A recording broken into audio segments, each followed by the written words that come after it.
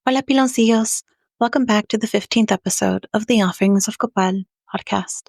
This is your host, Cihua Mazatl. Happy Mexica New Year!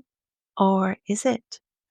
Today, we're diving into something that, for many of us, is deeply personal, deeply frustrating, and at times completely existential crisis inducing the Mexica calendar.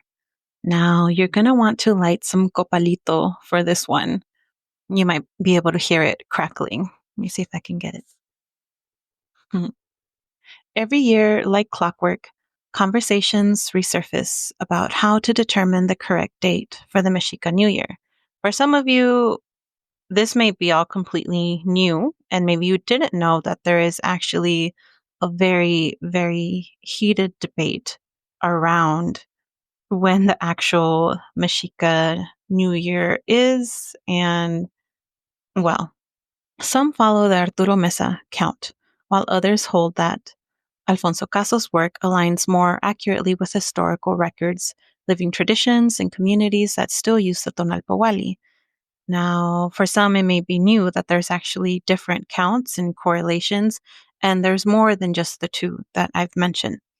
These discussions can become intense, sometimes even divisive, but what if instead of fighting over who is right, we explored how we can engage with these systems in a meaningful way? Because if we're not using the calendar to align with something bigger than ourselves, what's the point? Now, I've had my tonalama done in both the Caso count and the Mesa count. I personally identify more with Mesas, but I honor both. I've made art for both of my tonales. And I don't feel the need to tear someone down over which count they follow. But I have gone through my own existential crisis because of this. And I'm not alone in that. And for some of you that know me more personally, know that this is like very real. But many of us long to practice things exactly as they once were, undiluted, untouched by modern influence. We want to do things right. And I understand that desire because I've felt it myself very deeply. At one point, I even journeyed with a drum, asking my ancestors how I could practice as they practiced. And the visions that they gave me, what I saw was a village near the sea where inside of a hut, two ancestors, one was tattooing the other. And even as I speak it now, I could see it so vividly. Showed me a day in their life. They walked me through everything they did in a single day. And it was so laborious. Every action was embedded in its own time, its own reality, its own way of being. At the end of that journey, they told me, see, it can't be as it was. It is no longer this time. And they were so loving and kind in showing me this. But I was left with a profound grief, but also an understanding. My time is now. Our time is now. And while we cannot return to that world, we can adapt and we can honor what once was in a way that still makes sense for the world that we live in. So today, I want to explore this from different angles, not to debate, but to open the conversation.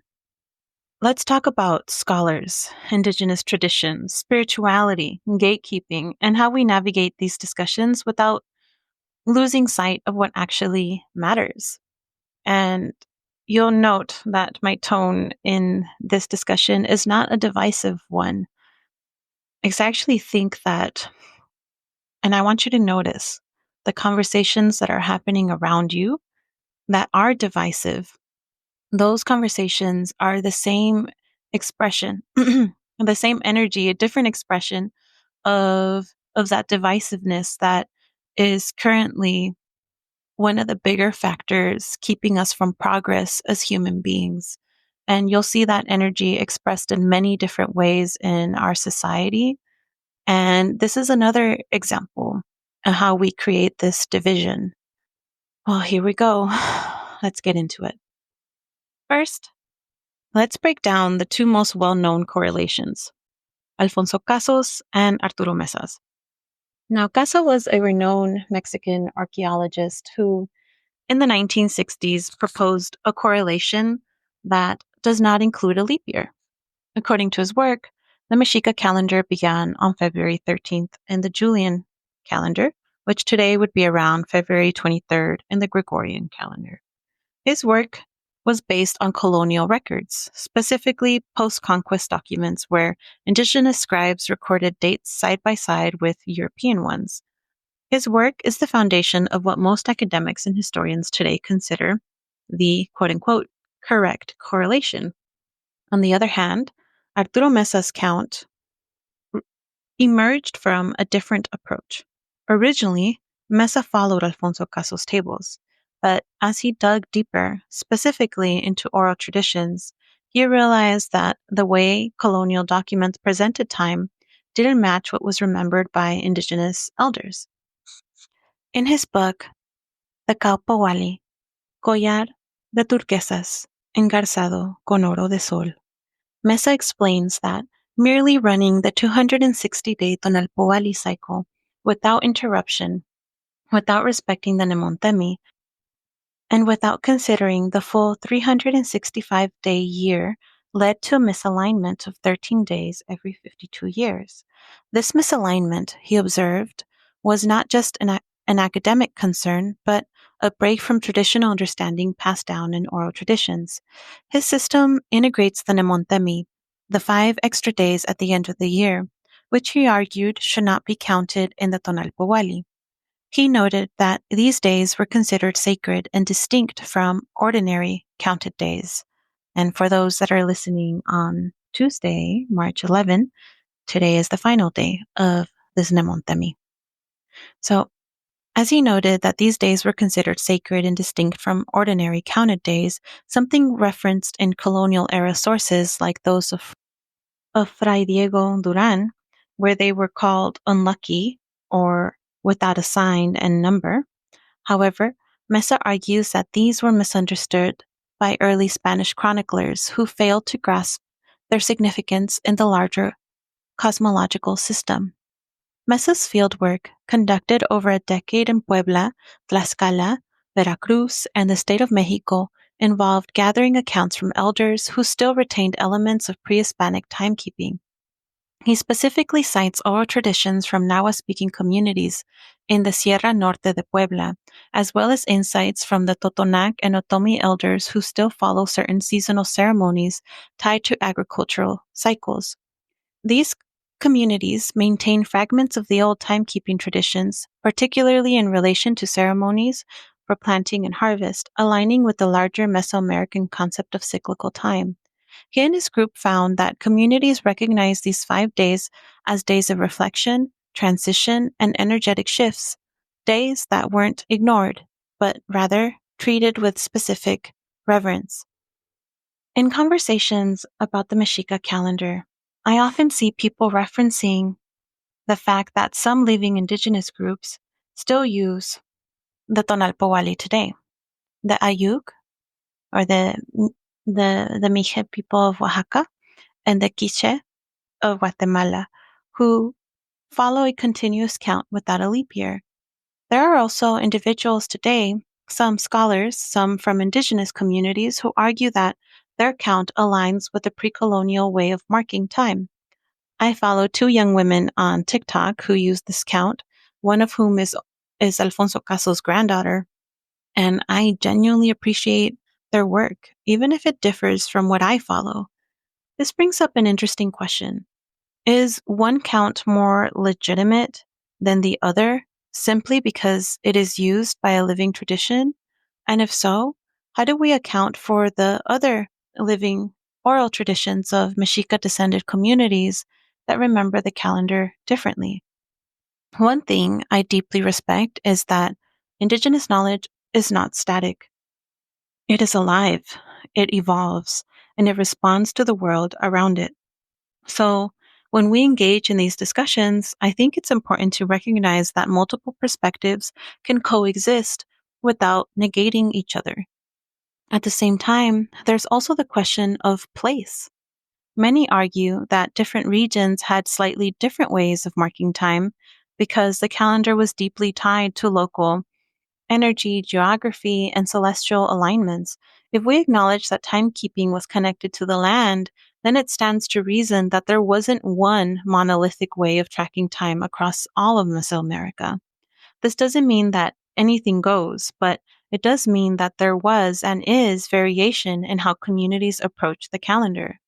This is why I think it's essential to respect both living traditions and reconstructed knowledge. The fact that we even have multiple ways to explore the system is a testament to its resilience. Whether we follow a living count or a reconstructed one, what matters most is that we are engaging with these teachings in a way that is meaningful, intentional, and in alignment with our surroundings. There is also a tension between academic scholarship and spiritual practice. Scholars want to establish factual accuracy. They are trying to reconstruct what was historically practiced using written records, archaeology, and comparative anthropology. But when it comes to spirituality, we're connecting to something unseen. And that's where scholars and practitioners often clash. It's not uncommon to hear scholars dismiss certain practices as New Age or inauthentic. And yes, we do have to be mindful of how modern spirituality has been shaped by outside influences.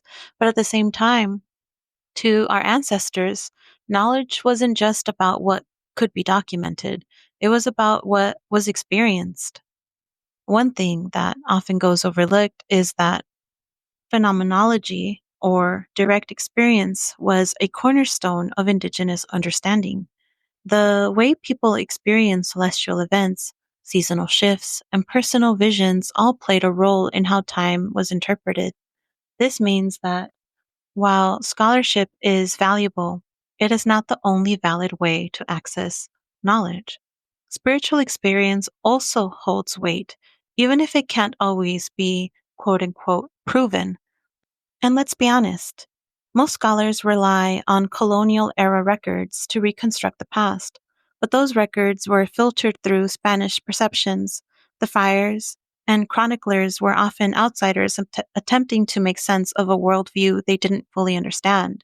Meanwhile, indigenous people were passing down their own knowledge orally, adapting where necessary, but still maintaining core elements of their traditions. This isn't to say that scholarship has no place. It absolutely does.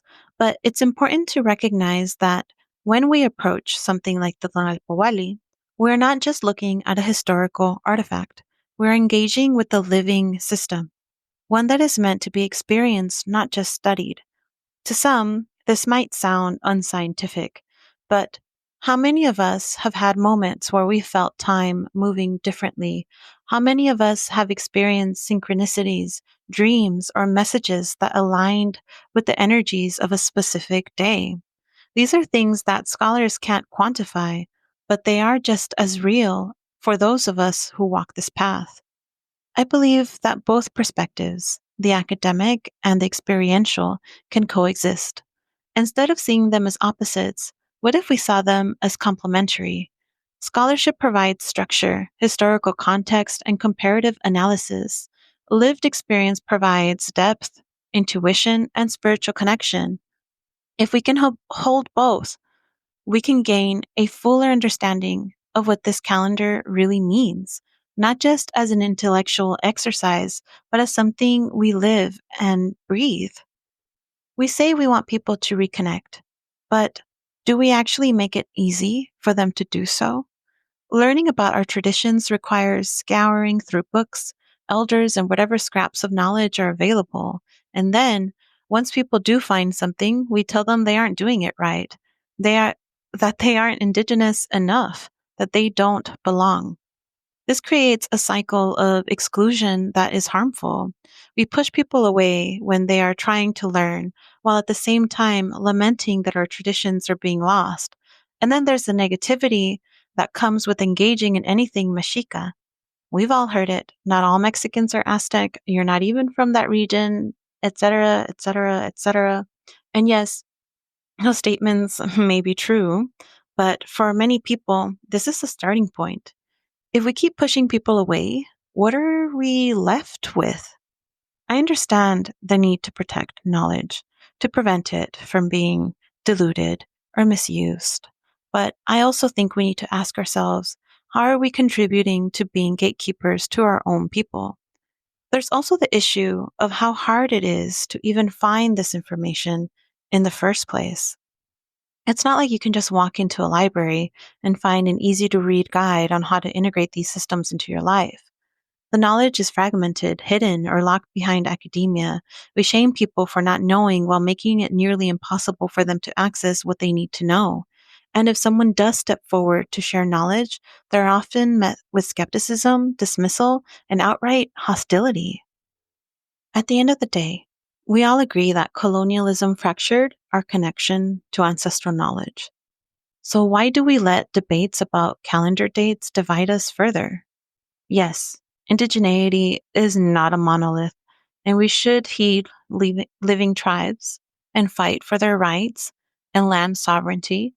But the more we are allowed to learn and connect, the more we can reconnect with the earth, which to me is the most fundamental thing we've lost sight of. It is wrong to keep people from connecting with the earth. We are all indigenous to the earth, and sometimes labels get in the way of that. Like, yes, fuck colonialism, but we have bigger existential threats. The environment is collapsing. Extractive capitalism is still exploiting indigenous people and lands. Instead of arguing over who is doing it right, maybe we need to refocus on the fact that our ancestors were earth connected people. And even if we romanticize them sometimes, let's not forget that they were also capitalists and colonizers in their own ways. But y'all aren't ready for that conversation. Our ancestors knew how to move with the cycles of the earth. And when I say our ancestors, I mean all of our ancestors. Like, you go back far enough, like they were connected to the earth. And they knew how to listen to the land, how to honor the elements, and how to live in a way that was reciprocal rather than extractive. But at some point, they lost sight of that. And I believe that they're coming back and they're telling us in our ears to not repeat their same mistakes. For those, I don't know, something that I learned in my time in Teotihuacan was that Teotihuacan, which was the name given to the people that lived there 500 years before the Mexica even came, so those Teotihuacan is a Nahuatl name given to the people there, but they found this beautiful land and they saw an opportunity to gain control in a lot of ways by monopolizing the obsidian trade. And they started to create a civilization living that had towns and little pueblecitos within this big old city of different regions all over the Anahuac. They had a Mayan, they had a Maya town. They had all sorts of different people living in this big old city. And the beautiful thing that attracted everyone there is actually part of what caused those people to flee and abandon that city because they overforested that land and it no longer rained. And their ecosystem, they lost sight of that as well. Our people have always been nomadic for a reason, to live with the land, by the land, right? And so I really do feel that ancestors are trying to come back and teach us to reconnect with the earth, to move with the land.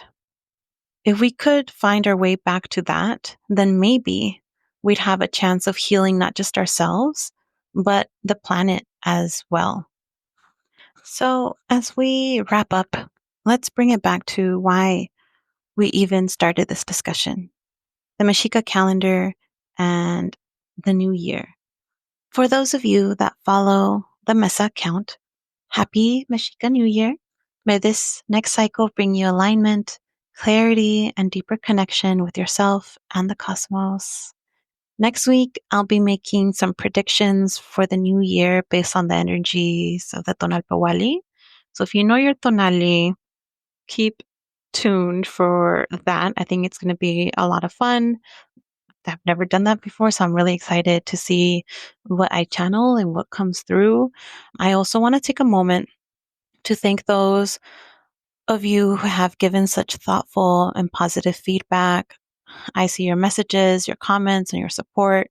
It truly means a lot. And thank you to those that have gotten a copy of the Sacred Count Agenda.